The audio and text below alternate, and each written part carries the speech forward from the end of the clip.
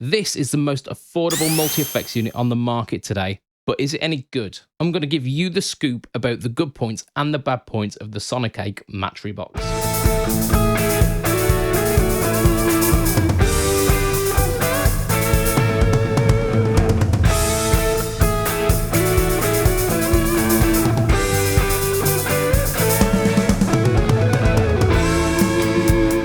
The guitar tracks in this opening track featured the Sonicake Matribox, which is a strong start. However, the first thing I'm going to mention about this is when you first boot up the unit and play some of the presets, it does not show it off well.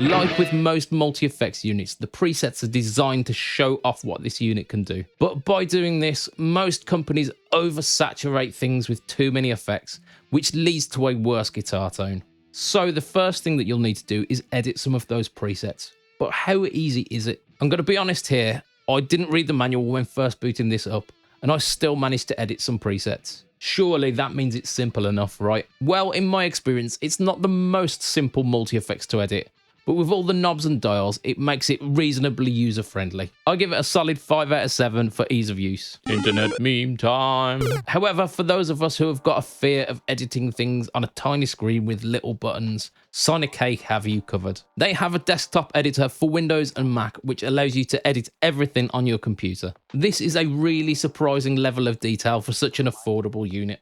When the Lord giveth with one hand, he taketh away with the other. Let's talk about a feature that does not quite hit the mark. The unit contains a drum machine with tons of patterns, but they are not very authentic sounding drums.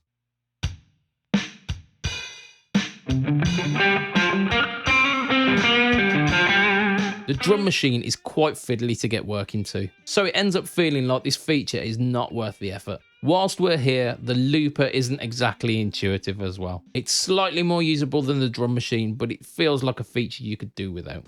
I want to share with you one of the best features hands down. You can record directly onto a computer without an external interface. Yes, you heard me right, this works as a USB interface. Again, this is a feature that you do not expect for a unit that costs under £100. This has Otg functionality as well, which means you can run it into Apple and Android phones. This gives the Matribox a really interesting use. If you're a guitar player wanting to make quick content for things like YouTube Shorts and Instagram Reels, then this is a really inexpensive way of getting into that. So what would I use this for? For me, this would be great if you were going on a business trip or a holiday and you wanted to bring a travel rig along. It's compact enough to stash into a gig bag and has enough features packed into it to keep you going in a pinch. And if you are new to the world of guitar effects and want to explore how to get different sounds out of effects, this is a great option and is much better than the multi-effects units I had when I was growing up. You could get a good idea of the effects you like and make smarter investments later on, saving you both money and time in the process. At a push, and I stress at a push, I could feasibly use this in case of catastrophic amp failure at a gig. Honestly though, I've got options that I would feel much more comfortable to use in this instance, like the Harley Benton ampsim pedals or the Sonicake Twiggy Blues. I'd love to know what you think, and if there are any alternatives that I should be checking out, leave them down in the comments below because I always love hearing your responses. If you were looking for a fully featured backup rig, you absolutely have to check out the TC Electronics DC30. On screen now is the No Talk All Tone featuring that very pedal. I really appreciate you watching and I will see you again on the next one.